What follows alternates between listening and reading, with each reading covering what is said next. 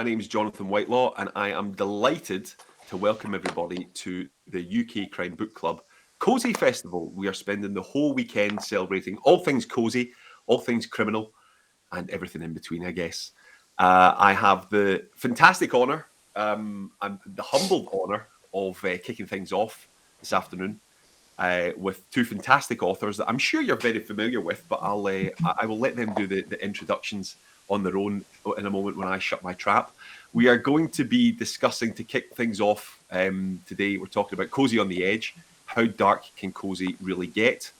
It's a question that I've come across time and time again. It's one that I ask myself as well. So I'm very, very excited, delighted even, to be discussing this very pertinent topic with two wonderful authors.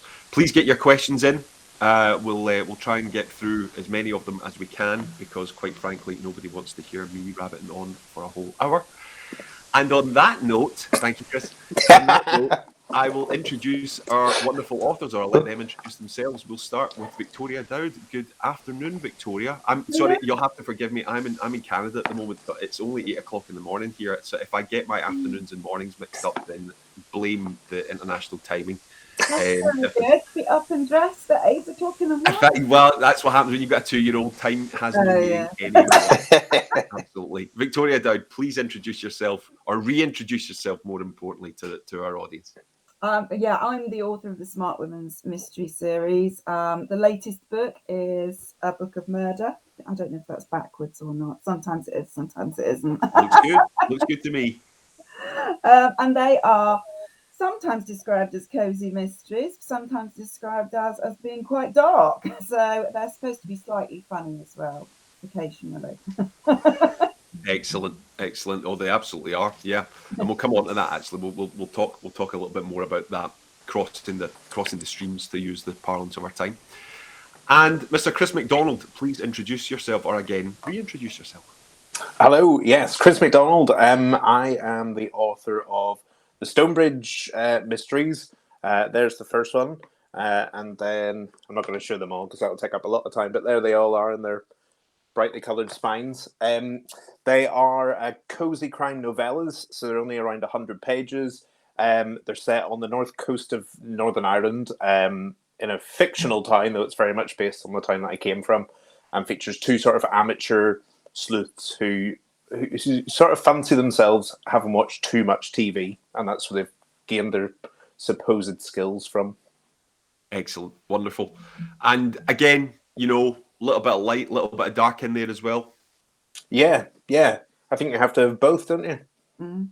Well, that's it. Absolutely. So, as we mentioned at the top of the hour, as it were, this whole panel, to kick things off this weekend, is talking about Cosy on the Edge and how dark can Cosy really get. So we're living in an era where Cosy fiction arguably is going through, or Cosy crime fiction, I beg your pardon, is going through somewhat of a renaissance. Now, there's a counter argument to that, to say that it's never really gone away.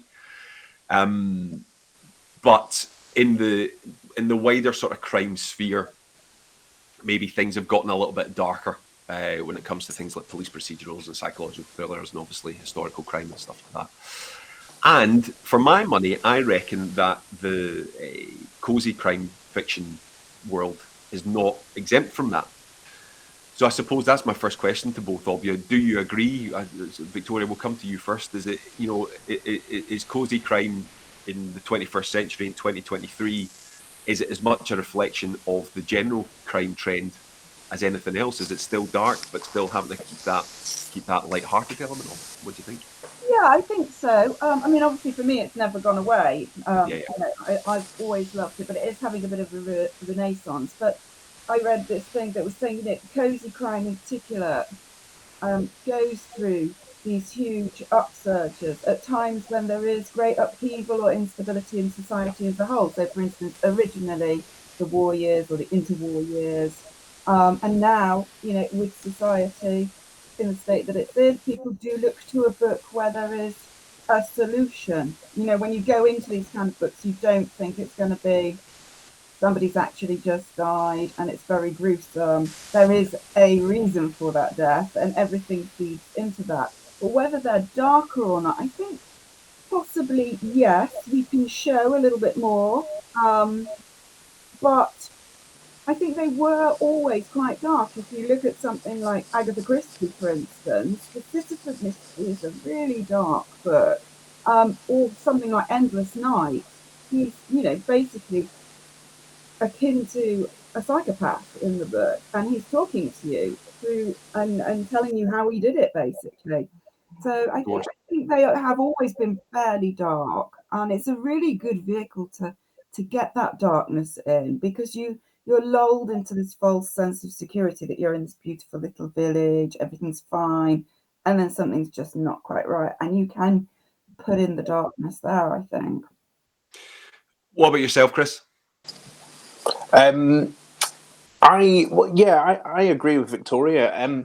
It's easy to think that it's sort of that jolly genre, but actually, if you think about real life, a human body in most crime books is the whole propulsion of the story, and a human dying is a tragic, horrendous event for people. But that is always the start of a story, or most times, sometimes it's a theft or something like that. But whatever the inciting incident is, it's usually a traumatic experience for someone. So it is, by its essence, dark, as it's classed as crime. There's stories. I've recently got into the Anthony Horowitz Hawthorne mysteries, which are incredible, but those are dark. I mean, there's stabbings and shootings and all sorts of blackmail and things like that. So I think they are considered light, but by essence, they are still crime, and crime is never light. Do you think it's a branding issue? This is an interesting question that came up last year when I was doing an event. We were talking about the term cozy, immediately evokes woolly jumpers. He said wearing a rather cozy woolly jumper. Woolly knitted hats, quaint villages, which of course a lot of the cozy crime as a whole will still feature and is historically featured. Do you think it is a branding issue because inherently that is gonna, if you brand something with that sort of title, it's gonna start evoking that sort of emotion, that sort of response. The same way, of course, that you go, this is a police procedural, or it's a thriller, or it's a rom-com, or it's sci-fi and fantasy. Maybe less so, obviously, with sci-fi and fantasy, because inherently that's got to be what it is. Is that a thing? I'm interested to gauge your thoughts, obviously, as cozy writers, and I'm sure this is a question that's going to come up over the course of the weekend with all the kind of stellar guests that we've got on. How do you guys feel about it when you sort of sit down and you go, right, okay, I'm going to write a cozy mystery here? Chris, we'll come to you first on this one. Well, I quite like the term, actually, and I think it's a thing that readers find reassuring. I think that if they want to sit down and read something lighter, they know they're not going to have masses of blood and gore and things like that. So I think it's a term that, and I feel very proud to have written in that genre, because I think it's massive, and I really enjoy reading them. So to be considered a cozy writer and to be here today is I think a massive honor. So I agree that, I mean, you go into a bookshop, and I guess that's where it started, having to split into genres, and having written in 3, it's a bit difficult to know which one I fit into, and hopefully a little bit of all. But yeah, I like that it's a genre, and I like that it's something that is becoming becoming, don't know, widespread, and people are finding the audience. What about yourself, Victoria? What's your thoughts on it? I do think it is a branding thing, and people really want to put the name cozy on their books at the moment, because it's they're really, really popular. But I think within the sort of cozy mystery genre, there's quite a lot of subgenres as well. So I tend to write more locked room mysteries. Technically, they would be a cozy mystery because they've got all those sort of attributes of it's a closed circle. It's got the puzzle problem element to it. You get those sort of usual characters that you'd be looking for, and often there's an amateur sleuth. I'm at the moment reading John Banville's Snow, and you could say that falls within that kind of murder mystery subgenre, but it's really dark. I mean, it's incredibly dark. There's all sorts of mutilations going on, but you still got that it's a country house mystery. Who's done it? It's just a who done it, you know. And it's amazing how far you can go with, and it's very, very literary as well. You know, obviously he's written in completely other different genres and won the Booker Prize for them. So it's wonderful to see the vast spectrum that there is within cozy mysteries. So they're not all, you know, I mean, I think that in the American market they have a lot of ones that are sort of to do with crafting as well and stuff like that, you know, and or a cat's the sleuth, and so you can have that sort of thing, or you can have, you know, all the way up to a psychotic killer who's, you know, mutilating a priest, basically, which is not terribly cozy, but it, you know, not when you say it like that. But do you know, interestingly, that's what I've always thought about it. That's what I've always thought about about it as again, taking a sort of very, very general view of it, is that you can get away with anything that can be written in any other style of crime fiction, police procedural, all the rest of it. But it's the packaging of it. It's how you portray it. You know, we've already touched on it today, talking about, you know, there aren't gallons of gore. You know, you don't. I say you don't. Again, massive generalizations here, but more often than not, you don't see a blow-by-blow description of the murder actually happening. You're either walking in and the body's there, or it happens off screen, so to speak. Not always. Obviously, that's kind of what we're picking up here today.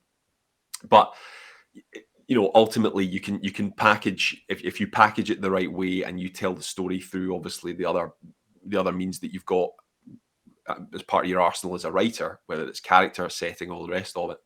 You know, you could pretty much get away with anything within the cozy mystery. It's not just about the theft of Mrs. Brown's apple pie from her window ledge. You know, that type of thing.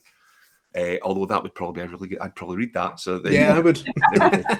There we go. Right, we'll talk about this afterwards. Talk about rights.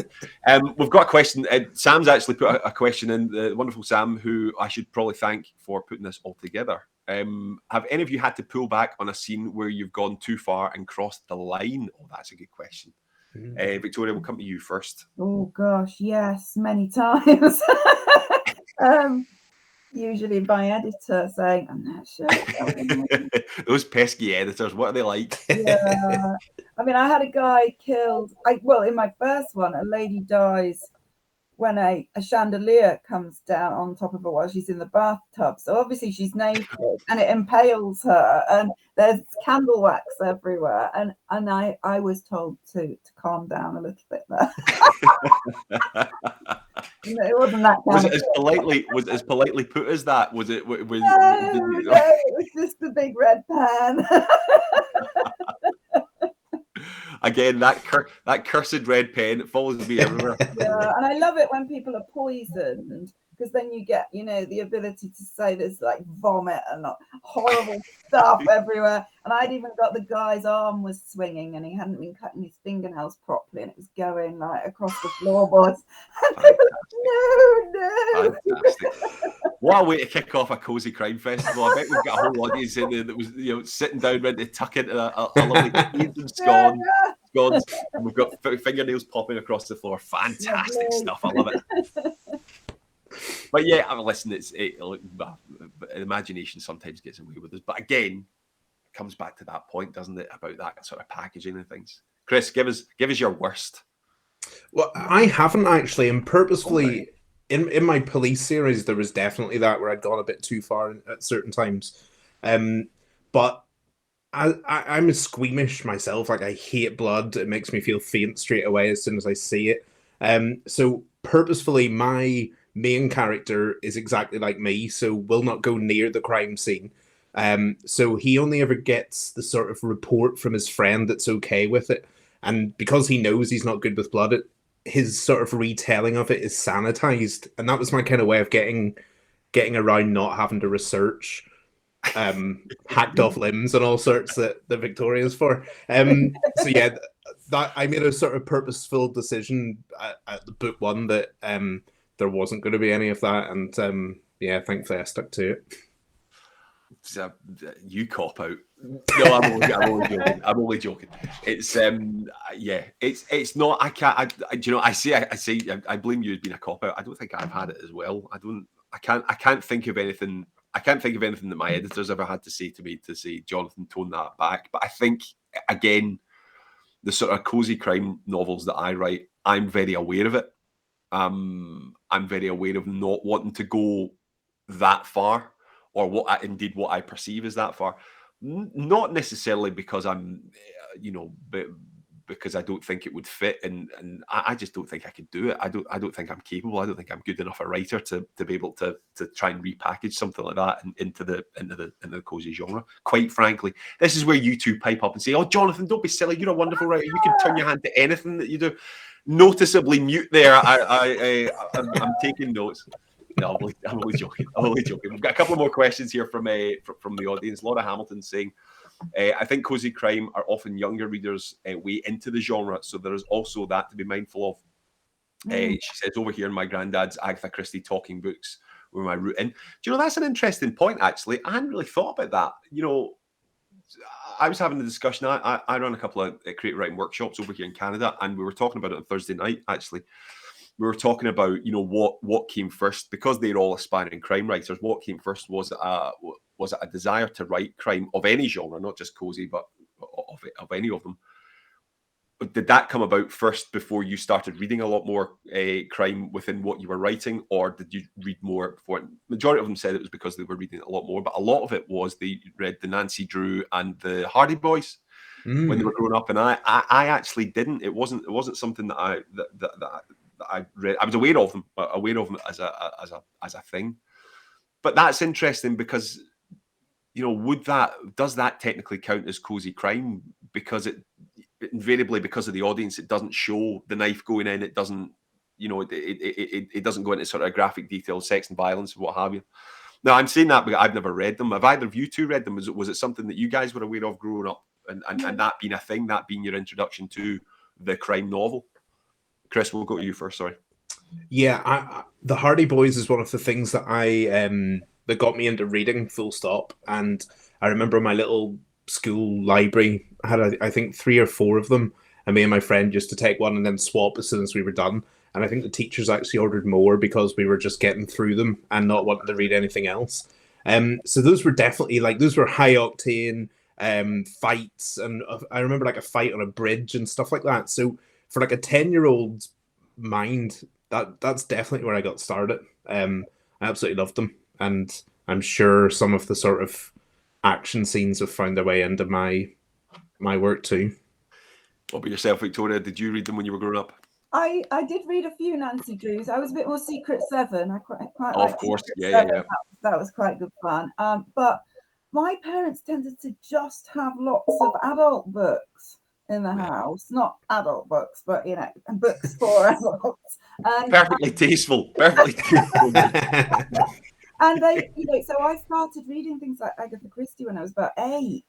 Right, okay. Probably a bit young for like someone's dead. And I found, you know, Murder on the Orient Express in an old, and I think every house has got old Agatha Christie's in it. And just went to the library and said, you know, has she written any more books this Sunday? And it's like, yes. Social services. A few. And I think because they're quite simplistic language, they are they're easily accessible to a child. And there's deaths and bodies, but generally it's more about, you know, stepping over the body quite gracefully in a cocktail dress and, you know, swanning around with Poirot and stuff. So I think really Agatha Christie was my way into crime from far too young an age, I think. We're not here to comment. We're not here to pass judgment. Thanks a lot. Do you know, I find the Agatha Christie question now. We've got an Agatha Christie for the audience. We've got an Agatha Christie appreciation event tomorrow. I think it is. I think it's Sunday afternoon. I find it so fascinating with Agatha Christie that again gets packaged, particularly very modernly, gets packaged as kind of cozy in that sort of cozy element of it. But as we've already discussed, poisons, murders, cocktail dresses, all that sort of thing. But it's the launch pad. It's the launch pad for so many writers, particularly crime writers. That's that introduction at some point, no matter how young or how old it is. That's the sort of in for for so many crime writers, regardless of the genre. And I guess that's a credit and a tribute to the writer's legacy and what have you. But it's like I said, it wasn't. I was very, very much aware of the Hardy Boys and the Secret Seven and the Nancy Drew, because again, like yourself, Chris, we had them in the school library. This is a terrible confession to make, but I always preferred taking the book out to look at the cover than actually read it when I was about 7, 8 years old. And there's one that I distinctly remember. It was one of the Target novelizations for Doctor Who, and it was Death to the Daleks, and it's got a very, very distinctive cover of it, this Dalek with an exploding dome, and that's sort of etched into my imagination forevermore. But yeah, I always love that. I always love asking authors that when they got first bitten by it, and it is interesting. Again, thank you very much for that, Laura Hamilton, for pointing out that I guess because of the nature of it, it can very much be an in. Got a couple other questions I'm going to get through before we sort of move on. Sarah Blackburn's asking, do you have a favourite cozy crime author or series of books? What a question! What a question!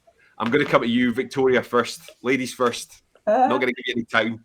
Well, yeah, you'll be surprised to know it's Agatha Christie. I think I'm hosting the Agatha Christie one tomorrow. Absolutely. And basically because I was bitten by it very young, and there's a few that are just the actual denouement. There is a shout out loud, oh my god, when you first discover who done it in books such as And Then There Were None, the denouement is just a groundbreaking, and at the time it blows your mind when you first read it, and you can never forget it, sadly. But I do have a very close second in John Dixon Carr. I like him very much. I like his series very much. They're very clever. They're obviously of their time as well. They're very. There's not a lot of gore in those at all. They're very very locked room. He's obviously the king of the locked room. But I think with some of the Agatha Christie ones, though, I was just thinking of one of my favourites is Hercule Poirot's Christmas. And that is exceptionally bloody. He's an old guy who, when they finally break into the locked room, there is blood everywhere. And the first ever book that was supposed to be a detective book, Murders in the Rue Morgue, whatever has done the crime, and I won't give that away, it is an incredibly bloody murder scene there, and something has gone utterly frantic in the room. I always find that fascinating. I really, really do. The what you can, and I suppose this is what this panel's all about, and this is what we're kicking off this weekend all about, is how much can you get away with in this subgenre of crime. And it's weird, I with something like Agatha Christie, because there is such a massive back catalogue, and it is a good amount of time old now. Do you it's this sort of retroactively looking back on it to see it as, is it quaint because it's 80, 90 years old, or was it always, was this cutting edge at the time? Of course, and it was. And it's just that sort of reflection. Interestingly, I started reading The Hunt for Red October by James Patterson. It was a couple of months ago, and I actually had to stop because it felt dated. Really? Interestingly, or I felt that it was dated because it's very, very technical. But the technicality of it is very much rooted in 1983, I think, when it came out, or the very early 1980s. And that's something that, for my money, cozy crime doesn't necessarily have, because I think, regardless of how dark or how light you want to make it as the author, I think it just sort of exists in its own little bubble because it is cozy almost. Whereas if you've got something like a police procedural, obviously crime scene investigation has moved on greatly in the past 50 years, say, or 30 years, or even the last 10, 15 years, and sometimes there is that danger of it not sort of translating. Sorry, Chris, I interjected there. What's give us your thoughts. Well, I've mentioned Anthony Horowitz. I absolutely love both his Hawthorne series and his, I guess, would it be the Pund series? I don't know if that's the other one. The other lot. The other one, which has like a a book within a book, Yeah. and they're brilliant. Like the standalone books inside the book, I would read the series of. Yeah. And then you've got the working that out with. I think it's brilliant. So both of those are great. I've recently read a book by Tom Hindle, who is fairly new on the scene, I think. But A Fatal Crossing was the first one. It was brilliant. And I've got the second one waiting for me, The Murder Game. Both of it. Well, the first one I absolutely loved. I thought it was great. So very much looking forward to that. And then, well, I sort of came prepared with a question for you, or both of you. Wow. Oh, blimey. If you don't mind me taking over hosting duties for a moment. Absolutely not. You'll probably do a better job of it. So Not at all. It was sort of to do with the sort of, I guess, repopularization of Cosy, and that was the sort of newspaper headline, and it attributed to Richard Osman, because obviously big name, and I think the newspaper headline was a bit clumsy when it said he invented it. It was. And I don't think that's what they meant. But do you think have either of you read his books? Yes. And yes, I have. I've read the first one. I've read the first one, and I very much enjoyed it. Do you think, because there's quite a few celebrities now, aren't there? Like Richard Osman's had a go. Reverend Coles has had a book out. Rosemary Schrager. Do you think outside people see Cosy as an easier thing to write in?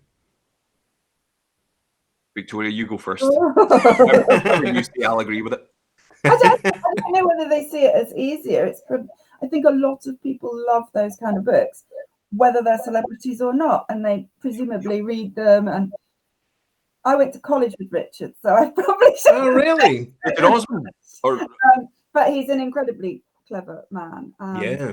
I think just because somebody is, say, for instance, in the case of Rosemary Schrager, she's a chef. Just because she's a chef doesn't mean to say she doesn't like reading those kind of books as well. Yeah. So I don't think they do it for ease. I think it's basically because it's really popular and lots of people like it. At least 20% of celebrities are going to be reading. Yeah, exactly. It's a really interesting question, Chris, actually, because one thing that, again, I've noticed doing my crime writing creative workshops is that does seem to be a perception of aspiring writers, is that, I'll do Cosy because I don't have to go to the lengths of research for how labs analyze blood splatters and the ballistics reports and stuff like that, because there is an expectation, right? There's an expectation when you pick up a police procedural that's what it's going to be full of. It's an examination of the investigation. And again, there's a perception that when you pick up a Cosy crime, traditional Cosy crime, that doesn't exist in it. Now, of course, it can exist in it, and it does exist in it. But you have what's really, really interesting is that when the general feedback has been that it's not any easier. It's not, and you guys will attest to that, obviously, because you're successful Cosy writers, and it's not any easier to write one particular style of crime novel, or indeed any novel, than it is any other one, because the expectations are still there that you've got to tick certain boxes, or you've got to do certain things, or as we're talking about today in terms of the sort of darker edge, it can't be too dark, or it has to be packaged as something maybe a little bit lighter, not necessarily pie in the face lighter, but it still takes that sort of degree of work and effort into it. In answer to your question, completely copping out, I completely agree with Victoria. I think there's a massive upsurge in the popularity of it, and one of the things that I like to think this is the case with anybody that writes Cosy crime, and you guys obviously can tell me where to go if you don't agree with it. Please do. You can tell me where to go anyway, but that's I will. I get a great joy out of writing Cosy crime. We touched on it earlier on about how there's Victoria, you said it, there's the upsurge in its popularity at times of strife and general malaise. And I know that writing my bingo hall books, that it's been a lot of fun, and particularly given the last couple of years that we've all had. And I, thankfully, touch wood, haven't had anywhere near as awful a time as a lot of people that I know, and I'm sure we all know, have had. And a lot of it was an escape for me to do it. You know, a lot of it was an escape to sit down and write and spend time with these characters in this particular setting, with the almost safety net of it being cozy crime, as opposed to knowing that I've got to go upstairs, having had a bad day with all this terrible news and everything else that's going on, and go, right, I've got to write a really, really bloody, gory, violent scene where someone has their head chopped off or their fingernails popped across the floor. You know. Tough. And for me, that was it. And again, I like to think that that's the case for anybody that sits down and does it, is that there is an inherent enjoyment there, no matter how dark or light you want to make it. And that's the great thing about it as a sort of subgenre, is that you've maybe got that scope. Do you guys agree? Is that something you guys come across, Chris? Yeah, and I mean, I hope it didn't come across that I was having a go at celebrities, because I think if there's someone's pull into the cozy world that they've never read before, absolutely, there's only a limited amount of books that they'll have written. So hopefully they'll go and explore other people, and I mean, it can only be good for us. So you know, I hope it didn't come across that I was not at all having a pop. Not at all. Victoria, what about yourself? You know, sitting down and you know, that sort of escapism for you as a writer, does that exist? Do you get that with everything that you write, or you know, is there a particular focus on cozy that gives you that?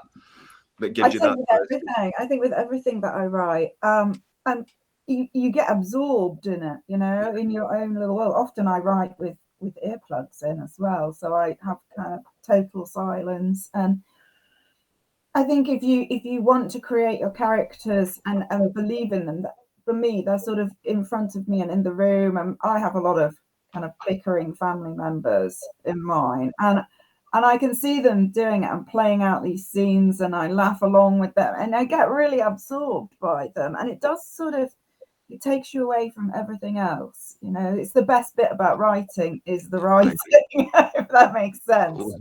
There's plenty of other bits that are, you know, oh god. I mean, when the edits come in, that's not the best of fun. You've seen the state of my first draft. Then that's it. That's no fun at all, that bit. And obviously, when you see the covers and stuff, that's a really fun bit. But the best bit is sitting down and shutting yourself off from the rest of the world and writing these characters that you kind of grow to love yourself as well. Absolutely. No matter what you do to them, and we do terrible things to them. That's I killed one of mine. They were originally 5 smart women. I killed one, and somebody messaged me on social media and just put, "I've just finished your book, you evil woman." Get that on the cover. That's your cover. That's my quote. That sells the books.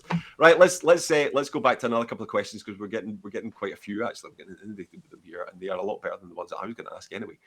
So Alison O'Leary's saying that I agree with Chris. I'm squeamish too, so don't really want to be immersed in loads of blood and gore or worse. That's very, very true. Very true. Sarah Blackburn says that she loved the Nancy Drew and the Hardy Boys, plus the famous Enid Blight and the famous 5 as well. Obviously, talked about the Secret 7. Alison O'Leary says, to what extent do you find yourself having to make account of technology, mobiles, internet, etc. When you're writing? Do you find that it sometimes spoils the plot line when you realise that, for example, a mobile phone can be tracked? I mean, that's a sort of, like police procedurals. Obviously, we're talking about that and the kind of dating element of it. That is vital, isn't it? You know, that's the these types of things, and to a degree doing your research and things like that. Whereas in cozy crime, I don't know. What do you guys think? Victoria, we'll come to you first on that one. I feel like I'm picking on you, coming to you first, but I feel really, really rude not doing ladies first. My grandmother always said ladies first, Jonathan. So she's right.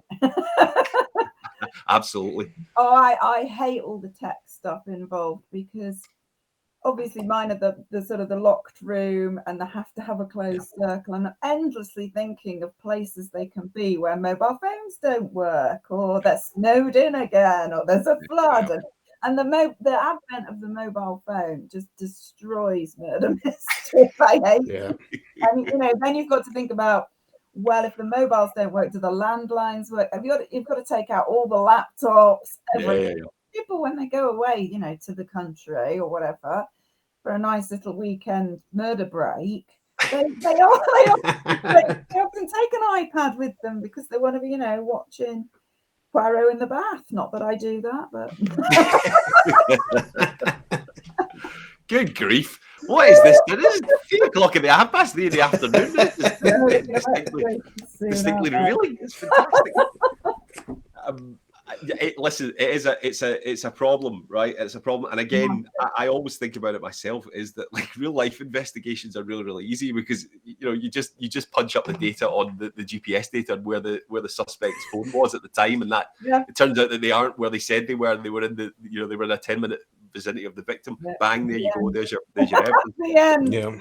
But it's not quite as easy. You can't quite string that out to 90,000 words, unfortunately. I started a new series, and I immediately set it in 1920s because I just thought, I'm not having the bloody mobile phone in no way.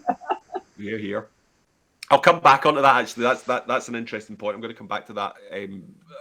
Just in the difference between sort of contemporary and historical, and again how dark you can sometimes make it, because again there is a sort of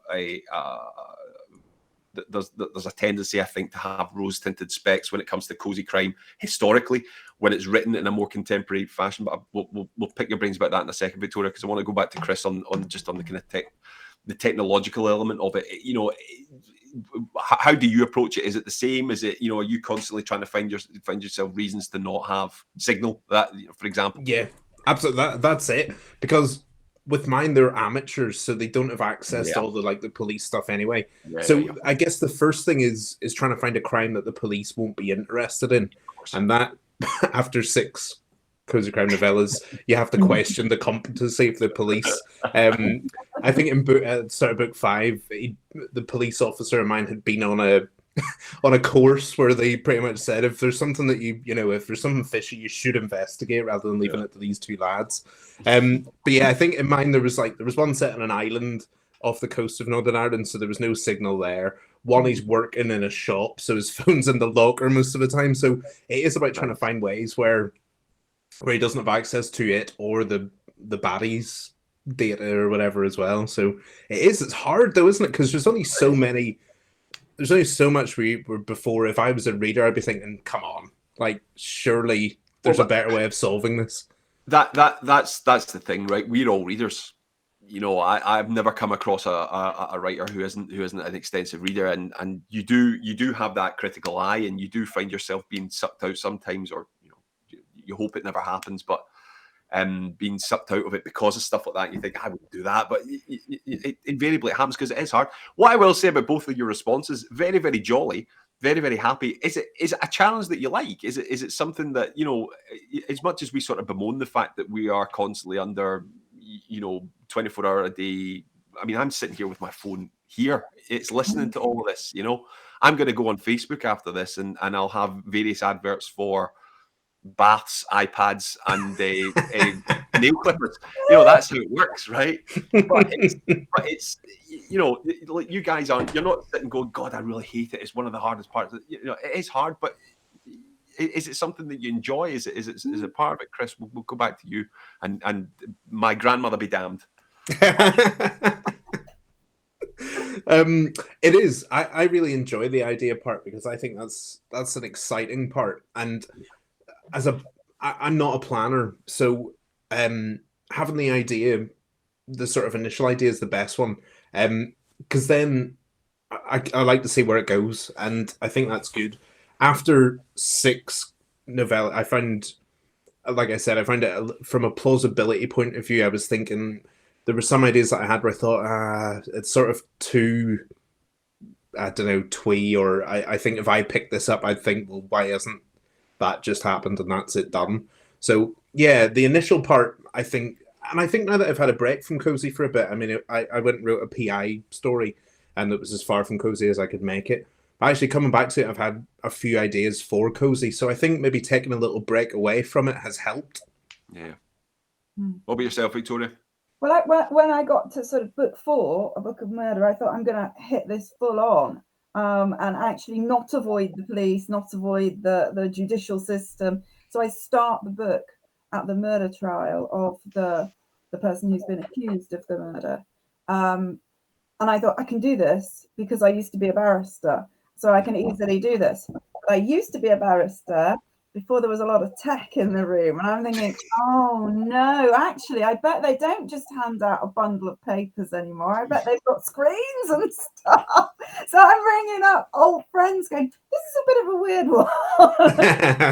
How would you show a picture of the scene? And it varies. It varies. I mean, they weren't ready for when they had to come back after COVID, and even sort of, you know, to separate out the jury, there wasn't enough room in the jury box to do that because they're small spaces. So things like, you know, trying to get enough screens in the room rather than everybody touching things and passing it to somebody was quite a challenge, I think, for many courts because they're quite old. So I do quite enjoy trying to get around what the reader would come up with as a reason why it wouldn't work. So with mine, because they're locked rooms, I have to plan them meticulously, and I have to look for the hole that the reader's going to find. So I really enjoy that part of it, frustrating myself enormously with how it's not working for hours and hours on end. Well, it all works out in the end, and you'll be pleased to hear. makes it worth it. Funnily, one of the questions actually that we've been asked, Sarah Blackburn asked, do you plan your book or do you write as you go? So you've both sort of answered that, which is and again, on both opposite sides of the coin. I should remain perfectly neutral and say that I'm a bit of both, because that's what good hosts do. Just coming back, I've got another couple of questions I want to get through before we wrap up. But Victoria, just coming back to that, and obviously Chris as well, just what we're talking about there about, you know, having a sort of a crime series, cozy or not, set historically. You know, is that, do you find that gives you a little bit more scope for things like, you know, we've already talked about tonight about, or this afternoon, I beg your pardon, about pulling back on scenes? Do you think that with you know, setting it in a historical setting, does that give you more room, or does it give you less room when it comes to say gore or graphic violence, or you know, still keeping it within the package? What's your thoughts on that?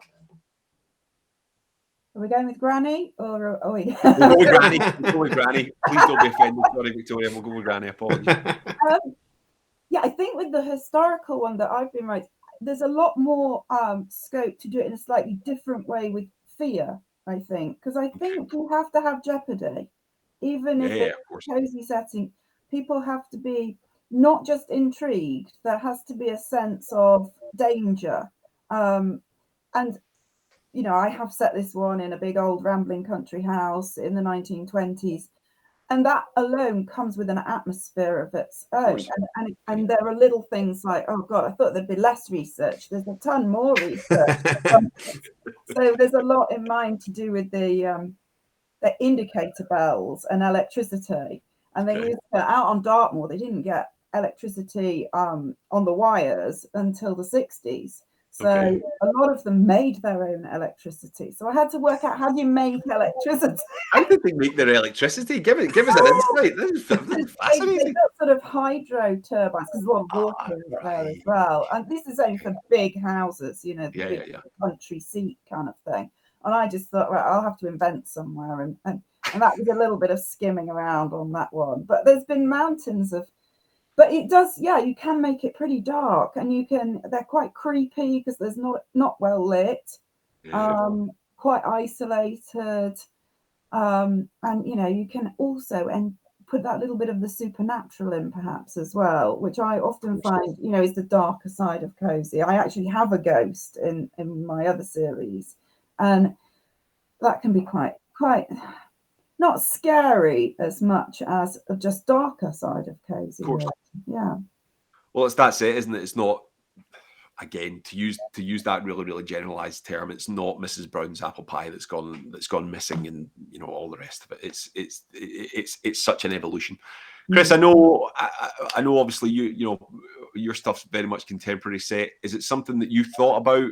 Is it, you know, have you looked at maybe perhaps doing something historically through the lens of cozy, and if so, you know, have you thought that it would maybe give you that little bit more scope perhaps? Yeah, possibly. Everything that I've written has been set now. But yeah, I've been sort of floating around an idea. I mean, you and I have discussed it a little bit. It's still very, very, very early days because I'm still working on the thing I'm working on now. But it's because I quite like history and I quite like finding out about things. Yeah, I don't know if it would be cozy particularly. I don't know. It's very up in the air, but I would like to set something in the past because I think just from that complete, I don't have to explain mobiles. I don't have to explain, CCTV isn't going to catch the guy on the first couple of pages or whatever. So I think it does open up a whole different world. So yeah, I think it's definitely something that I would like to experience just as a little, like you said, Victoria, earlier, writing is fun. Like it's you wouldn't do it if it wasn't, because it's a massive undertaking. So I think just to keep it fresh for yourself, you've got to try different things. So yeah, I would like to try something in the past, maybe like Victorian or and then I don't know, because I think there's loads of amazing books set in Victorian times. So do you go for something not as well known, perhaps like a bit earlier, or I don't know. So yeah, definitely in the past, but where in the past I do not know yet.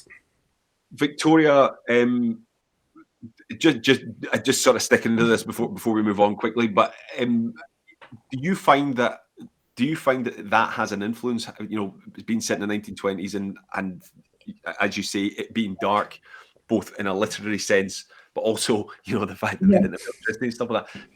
Do you find that you know, whether consciously or subconsciously, influences the way that you write it, or how you approach writing it when you sit down? You know, is it an immersive element of it? We talked about earlier on, obviously, with regardless of it being sort of dark or light with cozy crime, that, you know, I personally feel immersed in the world with the characters almost as an escape from the real world. Is that something that you're aware of more so or less so with the historical stuff? Is there a difference there? More so, very much more so. So this one was set on Dartmoor, and there was a lot of mist all the time. And yeah, I found it quite hard when it was a really sunny morning to, you know, go outside, get my coffee, get everything, go, right, we're on a misty, dank moor. But you know, I do quite like the concept of a misty, dank moor. So I stepped into it quite easily. But that's the trailer. That's the trailer right there. I do like the notion of misty dank moors. That's it. Get that clip. I love that whole thing of, you know, there's something else in the mist. And you know, with people like Agatha Christie, she did sort of convince the reader, is it supernatural?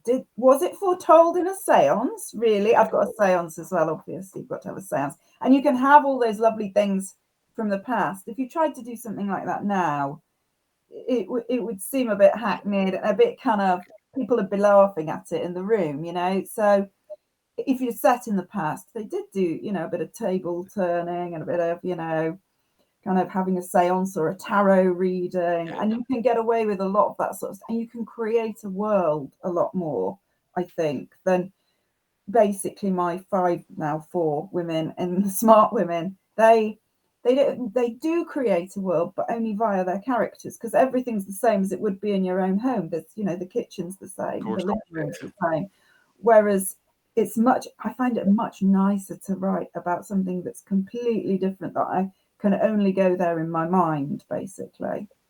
Absolutely. It's interesting actually to say that, you know, kind of going out on a nice summer's day and then having to come back in and write about a cold, dank, misty Dartmoor. It reminds me, I can't remember the name, awfully, I can't remember the name of the songwriter, but chestnuts roasting on an open fire, Jack Frost nipping out your nose. What's the name of the song? I can't remember the name of the song. Anyway, whatever it was, that was written in the middle of a heat wave in Los Angeles in whatever it was. Merry Christmas. It's Merry Christmas, isn't it? That's it, exactly. And the reason it was written was that the guy sat down and, you know, he had the air conditioning on. He was absolutely bathed in sweat, and his wife said, "Why don't you sit and take your mind off the?" He was a songwriter. Take your mind off the heat wave and sit and write something sort of wintry. So middle of July, Los Angeles, he sits down and writes the lyrics to this, goes round to his writing partner's house, plays it on the piano, and there you go. The rest, as they say, is history. But it's very, very interesting. It's very interesting to you know, it's an insight, exactly as you said, Victoria. It's an insight that sometimes when it is even the polar opposite, but it doesn't necessarily have to be the polar opposite, because I'm the same. You know, there's where we are in Canada at the moment, it's minus 30 degrees outside at the moment. There's absolutely no chance that I'd be able to sit down and write a summer scene because it's minus 30 outside, right? But yeah, it's fascinating. I know that time is pressing on, and I want to get through some of these questions. So let's crack on with them. Where were we? I've lost my place. Hang on, bear with me. Chat amongst yourselves. There's Marion Todd. She's saying, can you get away with being less rigorous on police procedure with cozy crime than, say, a hard-boiled novel? Victoria? I think you can, yes, basically, because you've got to account for, in mind, why the police aren't there, or if they are there. In my fourth one, when we've got the court scene and there is some cross-examination of the police officer, I've got to get those bits right. But people aren't reading them for that. They're not reading. There is CCTV in mind. They're not reading it for all that part, though. They're reading it to see if an amateur can set themselves up against the system and crack it before the police get it, or if they think the police in this particular instance have got it wrong, and they can. So the focus is shifted, I think, very much so. There aren't pages and pages of, what time did they get in and what whistle have they got? And I probably don't have a whistle. Chris, thoughts? Yeah, similar. I wanted mine to be a reflection of like two 20-somethings. Like I said at the start, they've watched too much Sherlock on telly. They fancy a go themselves. One is like at the start of the series, unemployed, lying on his mum's sofa, like wasting his days. And the other works in an old people's home. And I really like the mix of at least one of them being a little bit more mature than the other. But it was pretty much me. And I mean, the main character is very much modeled on me in my early 20s. Although I was a teacher and I did have a bit more responsibility, but very much, very much. Lovely little caveat there. Lovely little caveat. You couldn't wait to get that part out, right? Yeah, if Mum's listening today, I was doing something with my life. So and then the main character, the second main character is called Colin, and it's very much modeled on my best friend Colin, who is tall and ginger and was better at everything than me.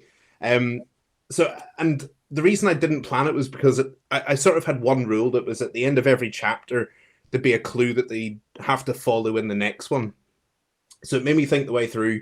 If it was Joe Normal and he was investigating really badly, how can he bumble his way through it almost? And sort of as the series go on, they do get better at it, which I wanted to do, because if you were investigating, you would, or you naturally do get better at things the more you do it. So you will hopefully see a progression in how they approach things, and there's a bit more teamwork and a bit more thought behind how they do it. But yeah, it was completely on the fly, and they try not to rely too much on technology, which I think is or like any like you said earlier, blood spatter or anything like that. They have no knowledge of technical stuff, which was really helpful. I think it's interesting in talking about obviously kind of modelling characters and stuff like that. In the Big Hall Detectives, Jason is an out of work journalist, and I've said since the book came out that he's a lot better a journalist even being out of work than I ever was as a reporter, and I stand by that. But what's fascinating for me is that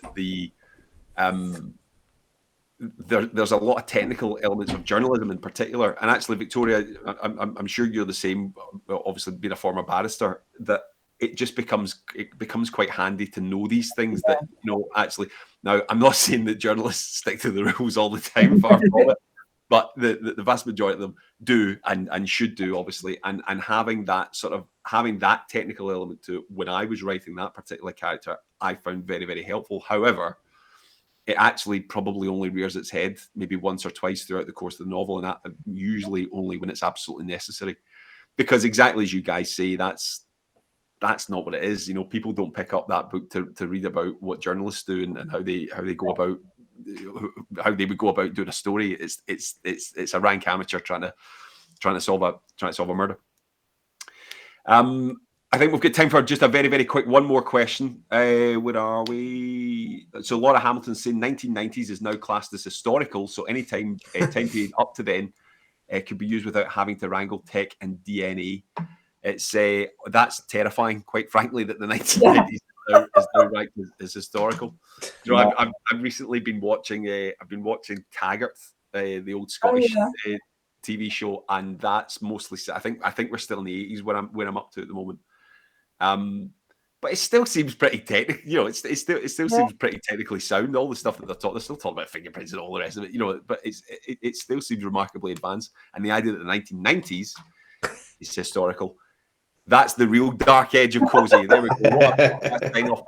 Folks, I cannot thank you both enough for this. I can't thank the audience enough for their wonderful questions. I think it's been a fantastic start to what I'm sure is going to be a wonderful weekend. And you guys are featured heavily throughout, so I'm sure everyone will be able to tune in live throughout the rest of the today and tomorrow, and obviously be able to catch up on the UK Crime Book Club YouTube channel as well. Chris McDonald, Victoria Dowd, thank you so much for your time today. Just before you go, you better show your book cover, otherwise Sam will have your head. Oh, yes, I keep getting into trouble. Yeah. Just a very, very, very quick flash, because I'm going to get into. It's not often that you know, not going to get into trouble for flashing, but there you go. Right, quick, cut. Excellent. Thank you very much, guys. Thank you so much. Thank you so much. Bye bye.